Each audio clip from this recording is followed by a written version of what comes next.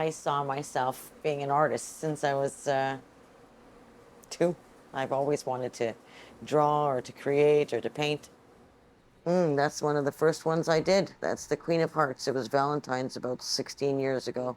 So that was the very first cookie that I did, and I was able to achieve the textures that I could with food instead of with synthetic plaster and whatnot.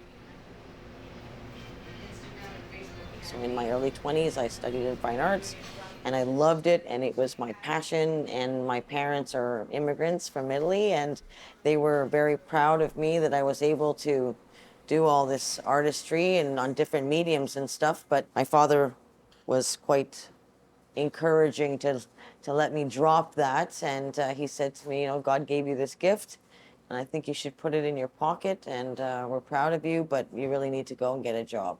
So I listened to them because I felt that I needed to help them, being the eldest, and it was my duty, and they were working so hard, and I thought I needed to contribute as well. So I dropped my fine arts and decided to go and find a job, and I got lucky and I started in the software bubble before software was even a thing. I was doing cookies with the kids about 15 years ago at Christmas time, just the basic decorating like most moms do with their kids. And just felt like things started to remind me of some of the mediums that I worked with in my early 20s when I was studying in fine arts. Like plaster of Paris is very similar to icing, the icing that we use on the cookies. Sculpture, I mean, what's the difference if it's a piece of wood or if it's a cookie? And so I started playing with this food coloring, and things just started to come to me, and I thought, wow, this is super cool. And I remember the kids going, "Mommy, look at my snowman," and I'd be shy to go like, "Look at mine," and then, "Oh my gosh!" And that's just where I realized that it was something that I'd like to do, and I could probably do something with this. And so I started in tandem while I was still doing this big corporate job. I was doing these on the side for friends and family.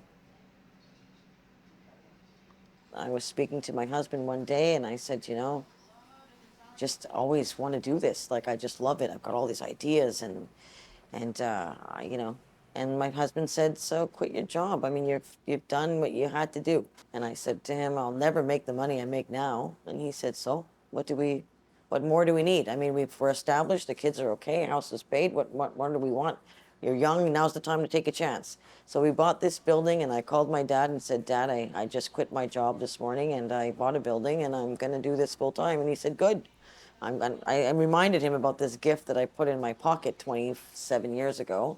I said, "I'm taking that gift out of my pocket now. It's time." And he said, "Perfect. I'm the one who's going to make the cookies." So my dad, who's in the kitchen now, is the dude that comes in and does thousands of cookies a week.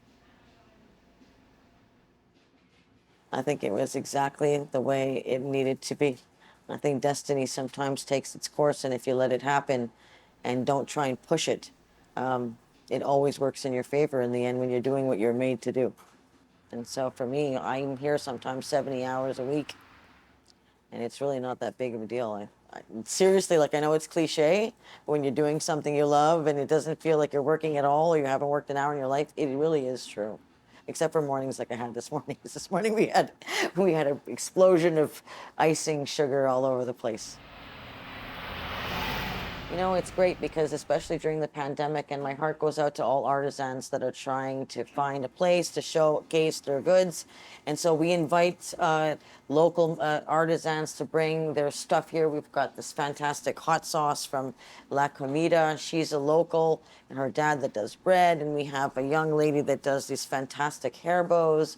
And these are all local artisan startups that are trying to make it. And this gives them a point of sale place where they can send their customers to, and hopefully we can help the community that way as well.